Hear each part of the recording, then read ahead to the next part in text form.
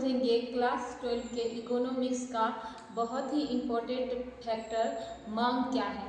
तो आप परिभाषा याद कर लेते हैं इसका कि मांग की एक निश्चित परिभाषा होती है और फिर आप एग्जाम में भूल जाते हैं या फिर आप हूबहू लिख भी देते हैं तो आप जो है सो इससे रिलेटेड आगे की क्वेश्चन नहीं कर पाते हैं। तो मेरा ये मानना है कि पूरे इकोनॉमिक्स को अगर आप रट के नहीं समझ के पढ़िएगा तो इकोनॉमिक्स से ज़्यादा इंटरेस्टिंग और हल्का सब्जेक्ट कुछ भी नहीं है। अगर आप इसे इंटरेस्टिंग बनाइएगा तभी वो हल्का लगेगा। तो चलिए बिना समय गवाए देखते हैं कि मांग क्या है। मांग क्या है तो मांग का मतलब साधारण शब्दों में हम समझे तो जैसे कि अभी आप स्टूडेंट हैं तो आपके मन में आ जाए कि मेरे पास एक कार होना चाहिए, BMW होना चाहिए, तो ये एक मांग है। आपके मन में आ गया तो ये एक मांग है। लेकिन इकोनॉमिक्स के सब में इसे मांग नहीं कहेंगे। इकोनॉमिक्स में मांग किसे कहते हैं? तो इकोनॉमिक्स में मांग कहने के लिए आपकी इच्छा है कि आपको पास BMW कार हो, साथ साथ आपके पास उतने पैसे भी होने चाहिए, आपकी क्षमता होनी चाहिए कि आप एक BMW कार खरीद सके।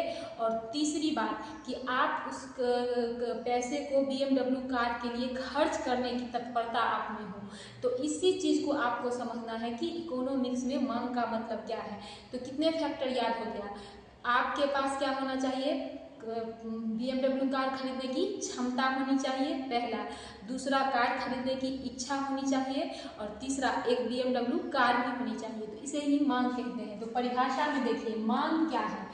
मांग किसी वस्तु या सेवा, यहाँ वस्तु और सेवा, सेवा क्या आप समझते हैं कि सेवा किसे कहते हैं? आप कमेंट में लिखिएगा कि सेवा किसे कहते हैं।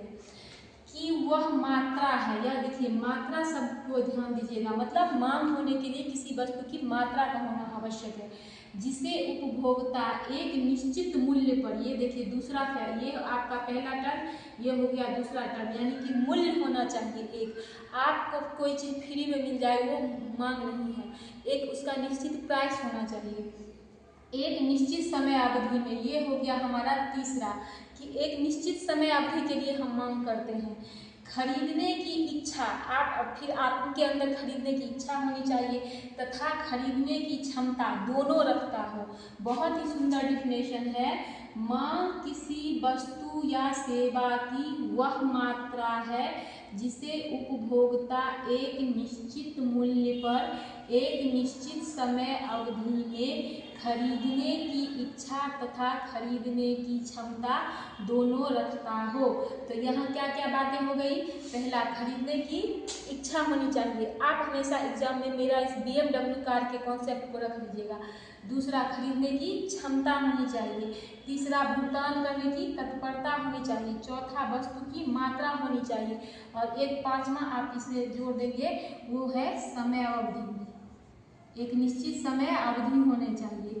अगर आप इस तरह से परिभाषा लिखेंगे अपने एग्जाम में तो निश्चित ही जो है एग्जामिनर आपका एक नंबर भी नहीं काटेगा। जितने के ये क्वेश्चन होंगे उतने आपको मार्क्स आएंगे। तो चलिए अब इसी पे आधारित MCQ करते हैं। तो आइए देखते हैं MCQ क्वेश्चन को। आशा है कि मांग क्या है आपको अच्छे से समझ आ गया हो।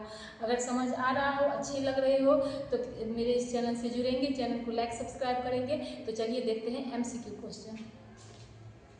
तो डियर स्टूडेंट्स, ये रही मांग की परिभाषा। मांग किसी वस्तु या सेवा की मात्रा है जिसे उपभोक्ता एक निश्चित मूल्य पर एक निश्चित समय अवधि में खरीदने की इच्छा तथा खरीदने की क्षमता दोनों रखता हो। इससे रिलेटेड हम जो है सो बातें कर चुके हैं। अब हम जल्दी से देख लेते हैं।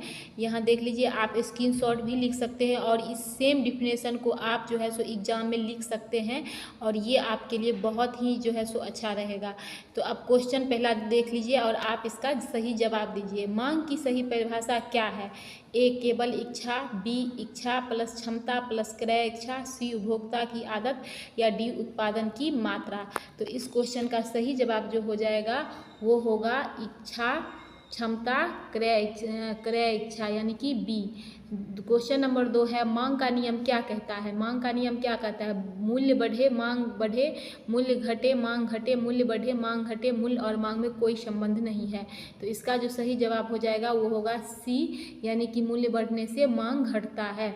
तीसरा क्वेश्चन है हमारा, तीसरा क्वेश्चन हमारा है कि निम्न में से कौन सा मांग में वृद्धि करता है? उपभोक्ता की आय घटे, सब्स्टिट्यूट वस्तु का मूल्य बढ़े, कॉम्प्लीमेंट्री वस्तु का मूल्य बढ़े या उत्पाद का मूल्य बढ़े।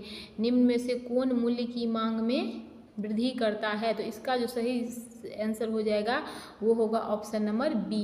अब हम देखते हैं अपने चौथे क्वेश्चन जो है, इन्फीरियर गुड्स की मांग आय बढ़ने पर कैसी होती है? तो इन्फीरियर गुड्स की मांग ए बढ़ती है, बी घटती है, सी स्थिर रहती है और डी जीरो होती है। तो आय बढ़ने पर जो है वो घटती है। पाँचवा नंबर क्वेश्चन है, मांग वक्र सामान्यतः कैसा होता है? तो मांग वक्र जो है वो नीचे की ओर ढलान में होता है, ऑप्शन नंबर बी। तो यही था हमारा आज का वीडियो। आशा करती हूँ कि आपको अच्छा लगा हो। अच्छे लगे हो तो चैनल को लाइक करें, सब्सक्राइब करें। धन्यवाद।